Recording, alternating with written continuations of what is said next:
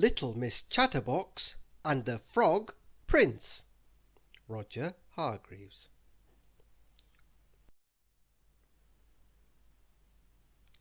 It will come as no surprise to you to hear that little Miss Chatterbox likes to chatter. She will chatter all day long, non-stop, incessantly, without a pause, until the cows come home.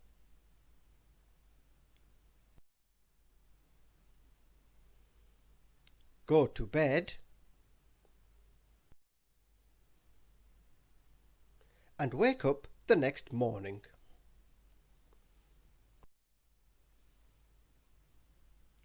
And it will also come as no surprise to you to hear that all this chattering gets on people's nerves, particularly some people. People like little Miss Bossy, who got cornered by little Miss Chatterbox outside the post office.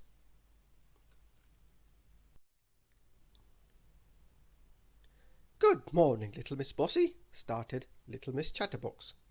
"Although good is probably not really the right description with all this rain we've been having, and actually we're getting wet standing around chatting in the rain like this, but it was so nice to see you that I thought I must stop and say good morning, although, as I just said, good is not really—" "Oh, do be quiet!"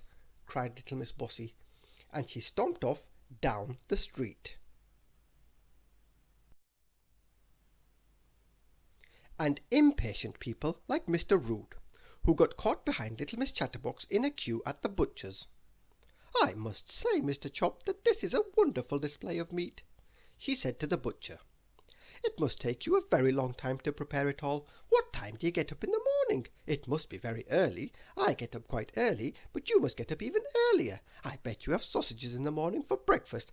I have a bowl of—" "Who cares?" shouted Mr. Rude, and he stormed out of the shop.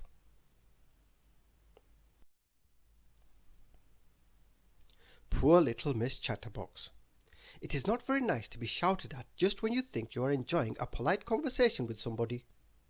Sometimes it makes little Miss Chatterbox feel very sad, and one of those times she went for a walk in the woods.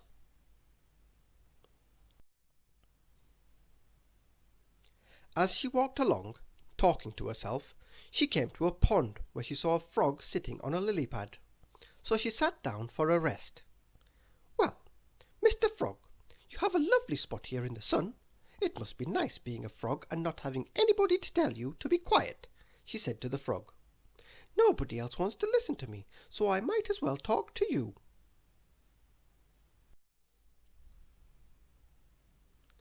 And so she did. She talked for hours to the frog.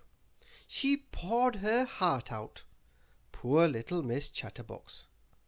And all the while the frog sat very still on his lily pad, watching her.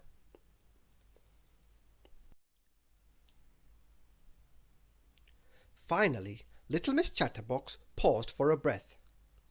"Now, that's a terribly sad tale," said the frog. Said the frog? The frog could speak?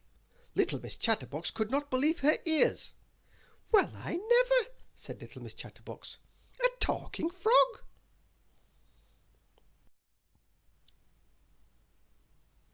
The frog beamed.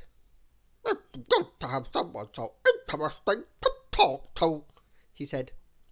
The frog and little Miss Chatterbox had a wonderful conversation. They talked about everything and anything until it was time for little Miss Chatterbox to go home. "Could I come back tomorrow?" asked little Miss Chatterbox. "That would be lovely," replied the frog.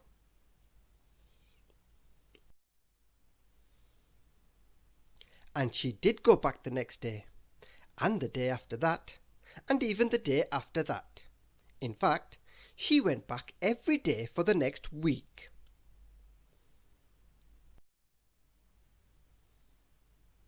Then one day little Miss Chatterbox said, "You are such a good listener, I could kiss you." And without saying another word, she did. She kissed the frog. And then something utterly remarkable happened.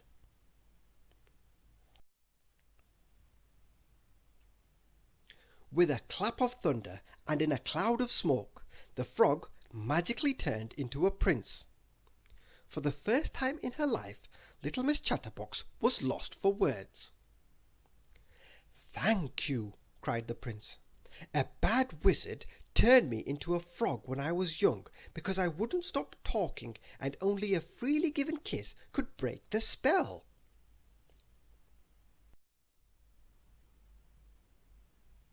The prince then took little Miss Chatterbox to his kingdom, where everybody welcomed him back with open arms, and the prince was so grateful that he gave little Miss Chatterbox a job at the palace.